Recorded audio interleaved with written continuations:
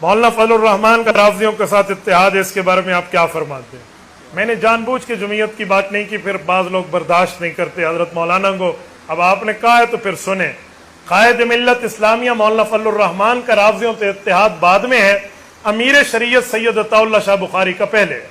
آپ مجھے میں سے کوئی بندہ حضرت امیر شریعت عطاءاللہ شاہ بخاری کو نعوذ باللہ لعنتی کہے گا؟ کہو نا۔ مظہر علی ازہر اس کی جماعت کا نائب صدر تھا، رافضی تھا، سیاسی اتحاد تھا۔ آپ امیر شریعت عطاءاللہ شاہ بخاری کو سلام کرتے ہو، پوری دنیا کرتی ہے نہیں؟ ہاتھ کھڑے کر کے کہیں، کرتے نہیں؟ سب بتائیں مجھے۔ امیر شریعت سید عطاءاللہ شاہ بخاری، امیر شریعت سید عطاءاللہ شاہ بخاری، آپ اسے رحمہ اللہ کہتے ہیں یا نہیں کہتے؟ کہتے ہیں۔ اس کا تو سیاسی اتحاد تھا رافضیوں سے، آپ کیوں کہتے ہیں؟ اے مولوی فضل الرحمان صرف اکھ چ پڈ دے بھائی، کوئی گال کو نہیں بھائی۔ سیاسی سطح پہ اتحاد ہندو سے کر لو، عیسائی سے کر لو، یہودی سے کر لو، پارسی سے کر لو، کسی نان مسلم سے کر لو، سیاسی اتحاد ہوتا ہے، اس پہ کوئی نہیں مسئلہ۔ ہم نے کوئی اسلامی اتحاد تھوڑی کیا ہے بابا۔ سیاسی اتحاد کا کیا معنی ہے؟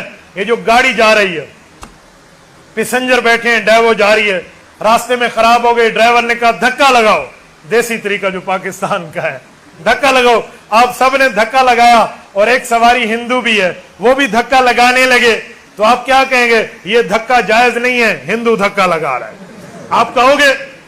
سارے کہیں گے بابا یہ گاڑی رکی ہوئی تھی، ہندو لگا رہے یا مسلم لگا رہے، گاڑی کو دھکا دے، کوئی نماز میں ہندو آ کے نہیں کھڑوتا۔ تو بھائی پاکستان کے معیشت کی گاڑی رکی ہوئی ہے، سیاسی اتحاد میں مولانا نے مختلف بندوں کو بلا لیا ہے، تو اس میں آپ کو کون سا اشکال ہے؟ بابا قائد ملت اسلامیہ مولانا فضل الرحمان کو دونوں ہاتھوں سے سلام ہے، جیسے عطاءاللہ شاہ بخاری کو سلام ہے، ویسے یہ موجودہ دور کا بابا جی عطاءاللہ شاہ بخاری ہے۔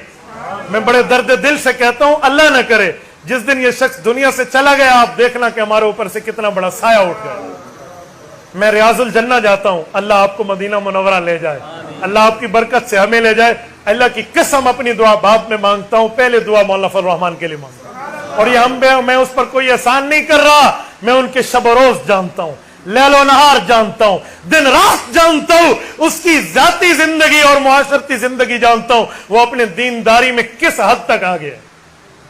میں نے اس کے دن رات دیکھے ہیں، اس کی ترتیبیں دیکھی ہیں، میں نے سفر اور حضر میں ہر جگہ ساتھ دے کر دیکھا ہے، ملک بیرون ملک سفر کر کے دیکھا ہے، میں اس کی ذاتی زندگی میں جانتا ہوں بابا ایسی بات کوئی نہیں ہے۔ خدا کی قسم 1980 میں اسمبلی میں پہنچے ہیں، مفتی محمود رحمہ اللہ کے بعد 1980 میں جا کر اسلام آباد میں پہنچے، اور آج 2021 ہے، 41 سال ہو گئے اس بندے کا اسلام آباد میں ذاتی مکان نہیں ہے۔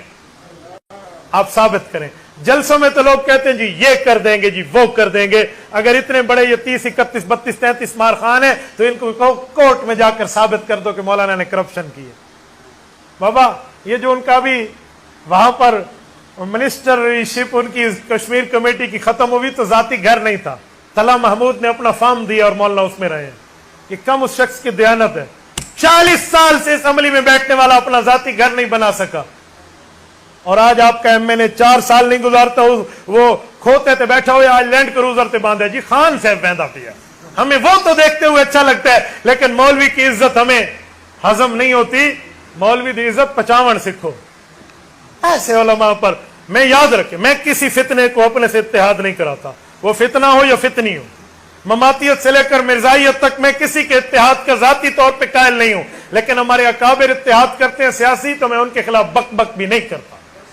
یہ آپ نہ سمجھیں کہ میں اپنے اکابرین کے خلاف بک بک کرتا ہوں، نہ، میں اکابرین کے فیصلے کو اکابر کا فیصلہ سمجھتا ہوں۔ مولانا اعظم طارق شہید رحمۃ اللہ تعالی علیہ سے میں نے سنا تھا، فرماتے ہیں قیادت پر اعتبار کرنا ہمارے اندر سے ختم ہو گیا۔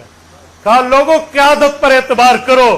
کہا ایک بندہ چھت پر ٹھہرا ہوتا ہے اور وہ دور سے کچھ دیکھ رہا ہوتا ہے، اور ایک لوگ نیچے بیٹھے ہوتے ہیں، دور کے بھنور کو شناسائی چھت والے کو ہوتی ہے، نیچے والے کو نہیں ہوتی۔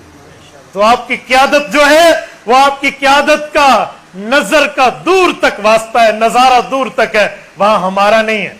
آخری بات کر کے بات ختم کروں، قیادت کی پالیسی اور ہوتی ہے اور کارکن کا جذبہ اور ہوتا ہے۔ صلح حدیبیہ میں رسول اللہ کی پالیسی صلح حدیبیہ کی تھی، حضرت عمر فاروق رضی اللہ عنہ کا جذبہ قتال کا تھا۔ سیدنا عمر فاروق رضی اللہ تعالیٰ عنہ نے اللہ کے رسول سے پوچھا اقتلانا فی الجنہ کا نام یا عمر وقتلاہم فی النار نام یا عمر، اے اللہ کے رسول ہمارے شہداء جنت میں، فرمائے یقیناً، کہا ان کے مردے جہنم میں، فرمائے یقیناً، کہا پھر ہم ان سے صلح کیوں کر رہے؟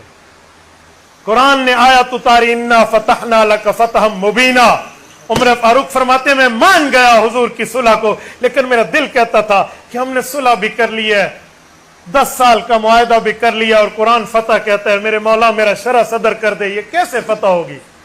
لیکن اللہ نے اس جگہ، رسول اللہ نے اس جگہ قیادت کی پالیسی منوائی ہے یا کارکن کا جذبہ منوایا؟ تو پتہ چلا کارکن کا جذبہ قیادت کی پالیسی کے تحت ہوتا ہے۔ آج مولانا فضل الرحمن قائد ملت اسلامیہ ہے، اس کی پالیسی پہ اپنے جذبے کو تابع کیوں نہیں کرتے؟ ہم اگر صحابہ کے ماننے والے ہیں تو صحابہ کارکن کا جذبہ قائد امت رسول اللہ کی پالیسی کے تابع تھا، تو بڑوں کی پالیسی کے تحت رہ کر آپ کام کریں تو کس مسئلے پر آپ کا اختلاف ہے؟ اسی لیے اس مسئلے پر آپ کو ایسی کوئی چیز نہیں کرنی چاہیے۔